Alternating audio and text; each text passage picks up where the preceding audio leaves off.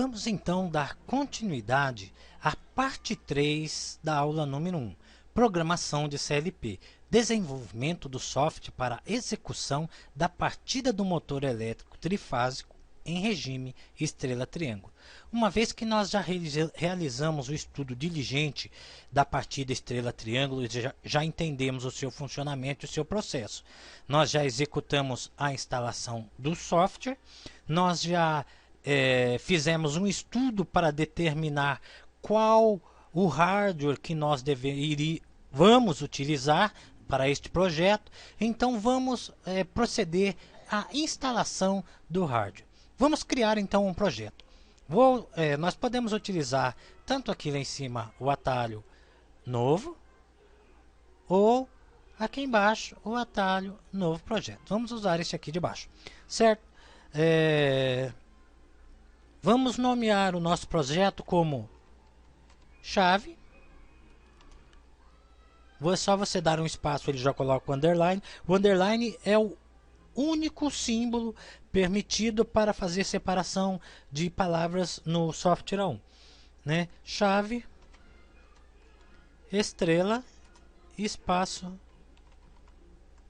triângulo. Nós vamos estar utilizando o hardware da Atos, o modelo MPC da linha 6006L, que já vem com fonte incorporada, e nós verificamos que é um modelo PNP.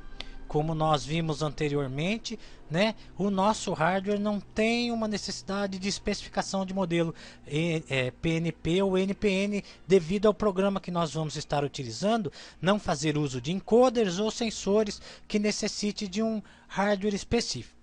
Ok, automaticamente ele jogou aqui na árvore do gerenciador para mim uma configuração para que eu possa estar configurando o modelo 6006L. Ok, né? Eu vou fazer aqui uma breve descrição da árvore para nós entendermos. Nós temos aqui, né, a configuração. Se você clicar uma vez, ela abre a árvore. Depois, né, nós temos em configuração o controlador. Dentro do controlador, nós temos a aplicação. A aplicação está contida por tipo de dados, funções, blocos funcionais e programas. Temos a área de programas, no caso, programas não preemptivos, né, e programas preemptivos a tempo, preemptivos a evento. São programas vinculados a um determinado tempo ou programas vinculados a um determinado evento. Ou a área para a criação de subrotinas, né? No A1, nós podemos criar programas dentro do programa principal. Poderemos criar programas dentro de programas, né? Nós podemos criar vários programas dentro de uma mesma árvore e chamá-los de acordo com a nossa necessidade. E nós podemos criar programas por meio de subrotinas, ou seja, criar um programa principal e estabelecer subrotinas que são chamadas de acordo com a nossa necessidade. Nós temos a parte do simulador de script, que é onde você acrescenta um script para que o simulador possa executar uma simulação de acordo com o script que você criar, né? No caso de controle de processos e demais funções assim que são necessárias o script para a simulação. Nós temos as variáveis globais, que são as entradas e saídas, né? Os cartões de entradas e saídas remotos, os usuários do sistema, que são os endereços que podem ser utilizados, mas não podem ser modificados. Um exemplo disso, por exemplo, até o endereço SX20 é a tecla F1 do IHM. Né? Sempre que você utiliza o endereço SX20, você está acionando a tecla F1 do IHM. Ok. E temos os usuários, né? Que são os usuários que são acrescentados à programação para executar as tarefas necessárias, que são bytes, né? Ball, né? Depois nós temos 16 bytes, o int, né? Int, word, né? 32 bytes, the wind, win e the word, né? E variáveis para tempo, variáveis do tipo real, né? E são as usuários programadas no software. Quando nós estivermos utilizando elas, você vai ter uma noção melhor de como isso funciona, né? Até mesmo, eu quero saber como isso funciona e não sei. Você vem ajuda, instruções do help, tipos de dados, e aí cada dado tem a sua especificação. Ball, tamanho, 1 bit, intervalo, falso ou verdadeiro. Ok. Então, int e word. Qual é o tamanho da int e word? 16 bits. O intervalo é de -5 a mais 5 casas, né? Que é o número que você pode verificar aqui. O exemplo de constante, e ele dá várias explicações de como fazer a declaração, ou seja, o programa tem um help muito bom. Depois nós temos aqui o patch, que é para configuração dos recursos de rede. Nós temos o hardware, que é o nosso próximo ponto. Você clica nele com o botão direito, ele fica selecionado. Você clica nele com o botão esquerdo, ele vai abrir as opções ver catálogo do hardware e receber configurações. Se você estiver conectado a um CLP, você clica em receber configurações e recebe a configuração do CLP. No nosso caso, nós estamos criando um programa. Então, nós vamos ver o catálogo para ver quais os componentes que nós vamos usar. Bom, o módulo 6006L são módulos, como o próprio nome diz, são módulos que são encaixados em slots, né? Então são placas que são colocadas no slot para formar o hardware que nós necessitamos. Então a primeira coisa que eu preciso é de um rack, de um bastidor.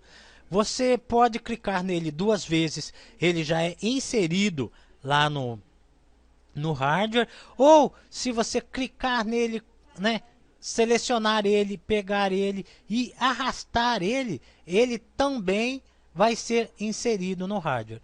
Ok, bom, eu coloquei um bastidor. Agora eu preciso de um CPU. O CPU que nós determinamos é o 6006L com 8 entradas digitais, 8 saídas digitais e fonte interna, né? No caso, eu vou selecionar, vou pegar e arrastar ele. Ok, automaticamente ele já foi inserido no meu hardware. Bom, eu quero ampliar, eu quero mais portas e saídas. Eu vou lá nos modos digitais, 8 portas de 8 saídas, do tipo PNP, que foi o tipo que eu fiz a instalação ali. Seleciono aqui, clico 2 vezes lá, automaticamente ele já jogou para mim um cartão de 8 entradas e mais 8 saídas no meu rack. Vamos salvar o projeto. Salvei o projeto. Ok. Vou fechar o catálogo do hardware e vou para... Antes disso, vamos verificar o que aconteceu nas entradas e saídas. Olha lá, já apareceu aqui para mim 8 entradas digitais e 8 saídas digitais do CPU com fonte interna. Olha lá, no meu CPU com fonte interna. Se eu clicar aqui, o meu cartão de 8 entradas e 8 saídas digitais da minha expansão. Então, através das variáveis globais, você gerencia as entradas auxiliares, as entradas de tempo, as entradas de time, né? E as demais variáveis globais. Ok. Inicialmente, o que nós temos que fazer? Bom, eu já instalei o meu controlador, já instalei o meu CPU.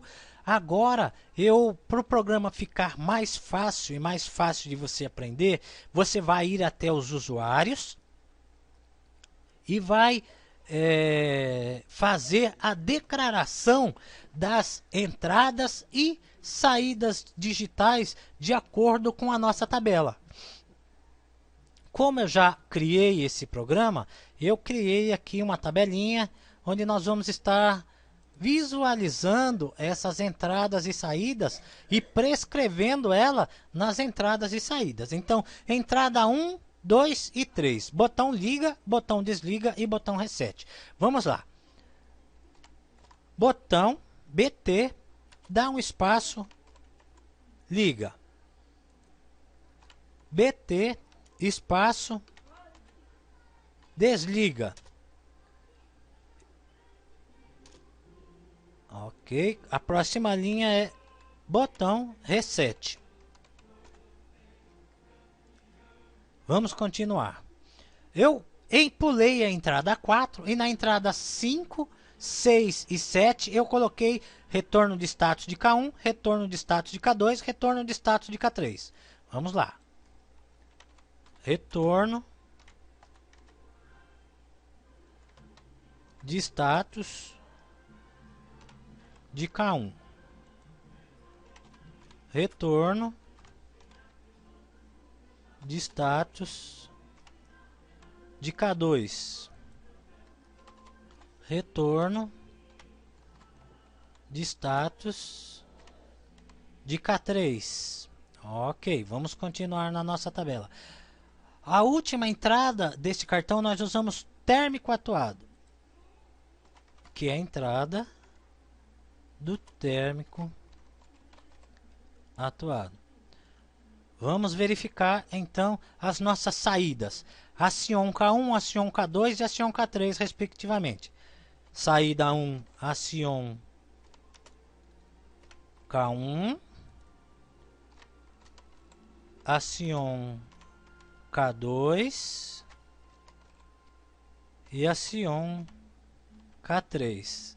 Saída do acionamento para K1, K2 e K3.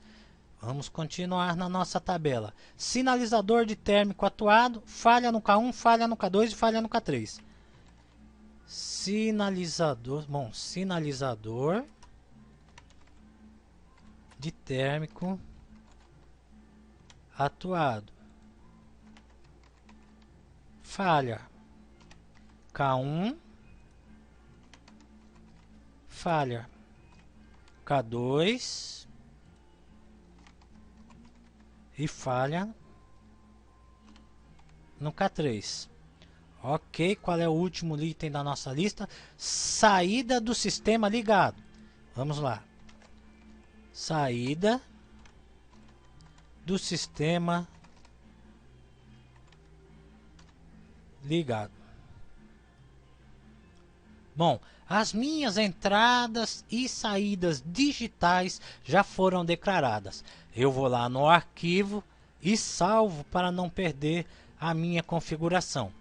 Ok, o próximo passo é nós estarmos declarando as memórias auxiliares. Vamos lá, nós temos também uma tabelinha de memórias auxiliares. Ok, essa é a nossa tabela de memória auxiliar. Vamos fechar essa aqui. Opa, fechei. Ok, fechei, é correto. Então nós voltamos à programação e vamos para os usuários. Usuário do tipo MX, que é um byte, ou seja, vai representar um acionamento com dois estados, ligado ou desligado. Né?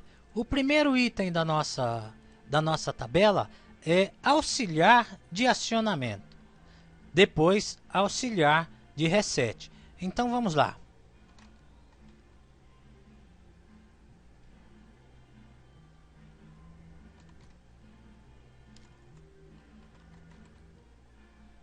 Auxiliar de acionamento. Auxiliar de reset.